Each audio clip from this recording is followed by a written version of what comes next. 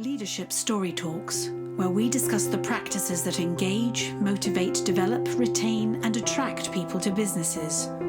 We'll give you principles and tools based on real-world stories to leverage listening and storytelling to become a better leader and management professional. Leadership Story Talks is produced by Narrative, a company that focuses on personal storytelling for business. Welcome to Leadership Story Talks. In this podcast, Julienne Ryan and I, Jerome DeRoy, discuss ways in which we can create more engagement in our lives, especially at work. There are more people who identify as disengaged at work than there are who say they feel engaged. We come from Narrative, which is a company that focuses on engaging businesses and their audiences through the power of listening and storytelling, employing a 7-step method to do so. And today I am talking with my wonderful co-host, Julienne Ryan. Hi, Jules. Hello. We wanted to talk about well-being, didn't we? Especially in the workplace, and how do we make sure that we have things in place that are paying attention to the well-being of our employees. And one of the reasons we wanted to talk about this is that there was a study that sort of inspired this conversation that came out. Actually, a previous guest on this podcast shared this study on LinkedIn. And this previous guest is all about financial wellness and helping organizations find solutions for their employees around financial wellness that aren't just about increasing your salary. And so this study was a study that showed the difference. It was a very big study that was done in the UK, where in the real world, they took a couple of real companies and put half of the employees on a 4-day work week regimen for a number of months. And the rest of the employees were on a 5-day work week regimen. And it's still early to talk about, how this may apply to lots of different industries and different types of organizations. But suffice it to say that this was a white-collar industry type organization, and that what they found is that the productivity did not go down for the 4-day work week people, but actually went up. And not only that, but their health, both mental and physical, they reported better mental and physical health when they were working 4 days a week than when they were working 5 days a week. So it prompted us to think about this topic. And, I've certainly grown up in an environment where, and even gone to business school and just my work environment, where the value of work is closely tied to how much time you put into your work. For sure. And how you use your time, right? And I think what we're finding out now is that some of that can be a little erroneous, and that maybe we overvalue the time we put into work and undervalue the effects of that overtime we're putting into work on our bodies and on our mental health. I agree. I think a lot of times it was optics, and it becomes like one-upmanship too about who's looking, giving the appearance of being productive versus being productive thinking wise and everything. But I do go back to, like, in prior years when I had experience having 4-day work weeks for this, for the staff in some cases, and then for myself. And I just feel like it's a matter of control, that you have some control over the parts of your life that don't fit neatly into a work schedule. And I think that was a big help, to know that you could compartmentalize that part of you and know you could address things that you're juggling all the time. So I think that's a smart move, as we have tried to reinvent every type of work situation the last few years. We have now known that it is not impossible if you put some thought into it, and hold yourself and others accountable, what your values are and what does the finished product look like. So there's a little more planning, I think, that has to do, and thinking, when you're doing that kind of group work or virtual work. So that's the sticky wicket. So have you had that in some situations where you were given an option to kind of frame out your own schedule? I know a Narrative you did in some ways. Yeah. I mean, I think, to answer your question, yes, because certainly when I first started out at Narrative and kind of was building the business of it, which I guess you could argue that we're always building the business, but certainly at the very beginning, there's a lot of hours that are put into just getting started, and I think and as a result of starting this business and what it is today, and turning it into what it is today, I met a lot of other entrepreneurs and people who had their own businesses and learned a lot from them. And it was kind of a community of support. And what I realized fairly quickly is that the advice that was coming back towards me was, how are you using your time? And rather than sort of just putting time in for the sake of putting time in, which is sort of where I had come from in the corporate world when I was working in finance. Definitely where you're talking about one-upmanship, nobody would leave the office until the managing director had left the office.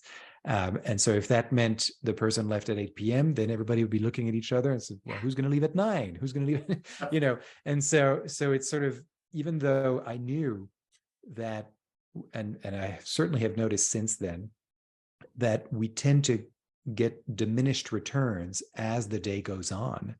And I've certainly discovered for myself, getting this advice from so many people, of looking at how you spend your time and where are you the most efficient, the most effective. And that's when you should be doing all the important work. And then all the admin, those things that aren't so much about the building of your business, but are still necessary, do that in those moments when you're not quite you don't need to be as on as for these other tasks, right? When you're just kind of checking some boxes, and you can do that and put some music on and do it in a more relaxed way, but take more time with it, right? My word is administrivia.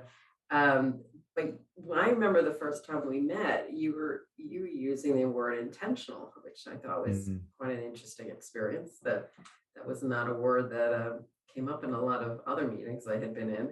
So I thought that was a very good approach to what you were planning to do in the room and in our session, but also it translated into other parts of the work that you were doing. Right. Yeah. What's your intention in how you're spending your time? Because then, if your intention is to impress somebody, then maybe that's the way to do it, is to spend a lot of time there, even though you may not be super productive.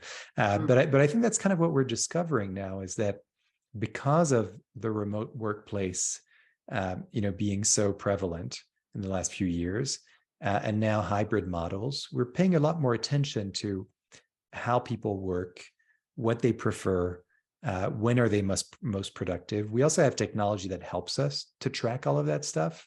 Sometimes it could be done with adverse effects, but if we use that technology, that's right. Pop-up reminder. Yeah. Like leave me alone. So don't give me something else to answer. But I keep getting that as a wellness thing, and I realize wellness is really just taking a pause and just giving yourself some quiet time and reflection. It's not a big formula sometimes. It just, I think, control, figuring out what you said, your own biorhythms of when you're your smartest and most functional, and being able to communicate that, and having people build some trust and understanding about how work can get done, when they can collaborate and when you need some separate time for thinking. Yeah. Recently I had an experience where I finished a project that was pretty intensive, with a deadline that we were bumping up against, and we needed to put some long hours, and everything happened as it needed to happen. And then at the same time, my spouse had to take a trip, and so suddenly I was with the two young kids and with these deadlines, and so I came out of that week really exhausted, and the project ended on a Friday, and so I thought, well, I've got the weekend to relax, etc. And my spouse was coming back, but then the kids are still there, and so it's not like I could really take time off. And I just decided, okay, well, I looked at my week, and it was kind of a 24-hour decision of, I'm going to work on Monday and I'll take the Tuesday off. And I moved some things around just so that I could unplug and recharge a little bit, because had I not done that, my entire week following this would have been out. I would have been in front of my computer, but really not effective and not efficient. And so, but it takes that self-awareness to sort of understand, what do you need in this moment?